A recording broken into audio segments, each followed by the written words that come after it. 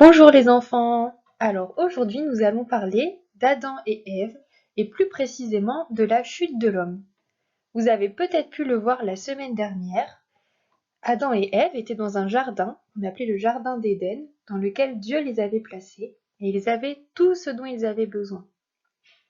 Mais malheureusement, Adam et Ève ont désobéi à Dieu et ont perdu cette relation harmonieuse qu'ils avaient avec lui. Nous allons voir aujourd'hui comment tout cela s'est passé. Pour en savoir plus, vous pouvez lire le texte biblique dans la Genèse au chapitre 3. Mais tout d'abord, nous allons commencer par vous poser une petite question parce que nous pensons que vous en savez déjà beaucoup sur Adam et Ève.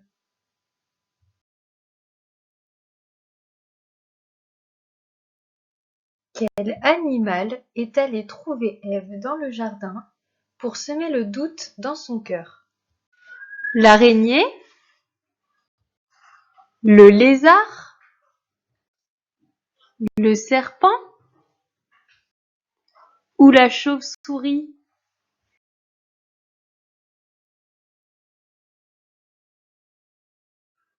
Oui, il s'agit du serpent.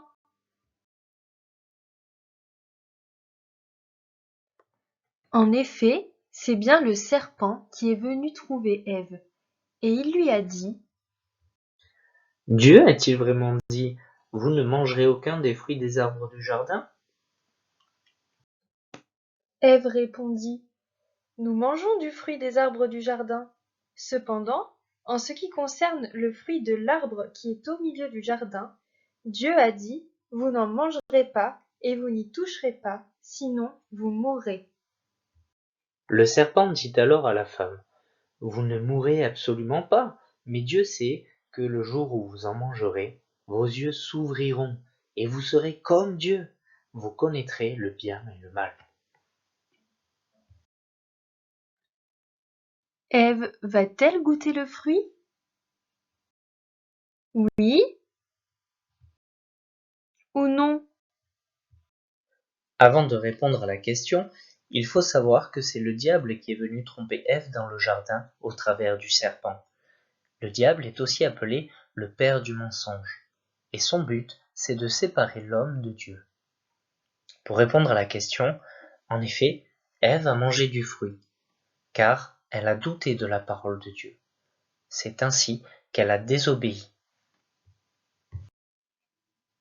Après cela, Ève proposa aussi du fruit à son mari Adam, qui en mangea. À ce moment-là, leurs yeux s'ouvrirent et ils découvrirent qu'ils étaient nus. Ils allèrent alors se faire des vêtements en feuilles de figuier. Le soir, quand Dieu vint dans le jardin pour leur parler, Adam et Ève se sont cachés. À votre avis, pourquoi? Adam et Ève se cachent parce qu'ils ont peur. Ils ont vu qu'ils étaient nus. Ils savent dans leur cœur qu'ils ont fait le mal et qu'ils ont désobéi à Dieu.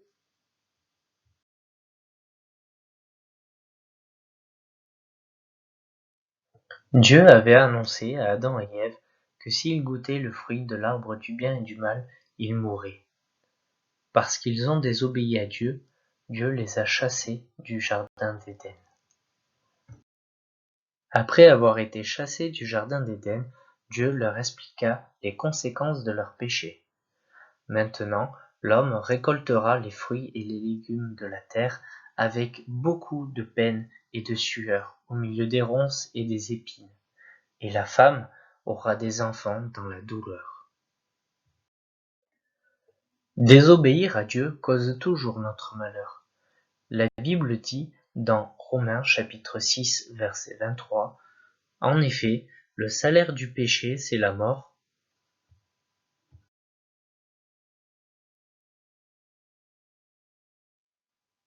Mais Dieu est juste et bon, et il nous aime. Il a eu compassion de Adam et Ève lorsqu'ils étaient nus. Il a tué un animal innocent pour leur faire des habits en peau.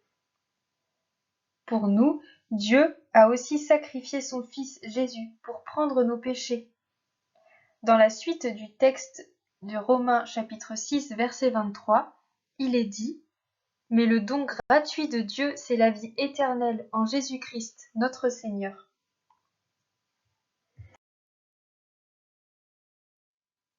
Ce que nous pouvons retenir de tout cela, c'est que Dieu avait placé Adam et Ève dans le jardin pour qu'ils le cultivent et qu'ils le gardent. Notre cœur est un peu comme ce jardin, et Dieu veut que nous le cultivions, que nous en prenions soin. Mais comment en prendre soin et le remplir de bonnes choses? Avec la Bible, car la Bible est la parole de Dieu, et nous avons vu que tout ce que dit Dieu est vrai, bon et utile. Mais il y a également une autre chose importante à retenir. En effet, il nous arrive à tous, petits comme grands, de faire ce qui est mal, de désobéir, d'être méchants, de faire des bêtises, de pécher.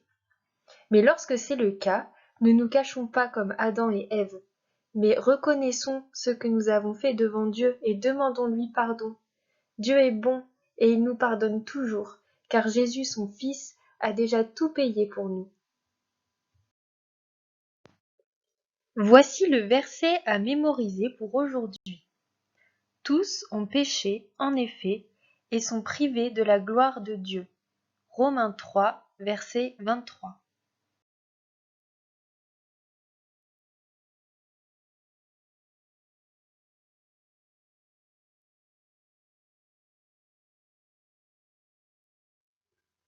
Pour finir, chantons ce petit chant ensemble.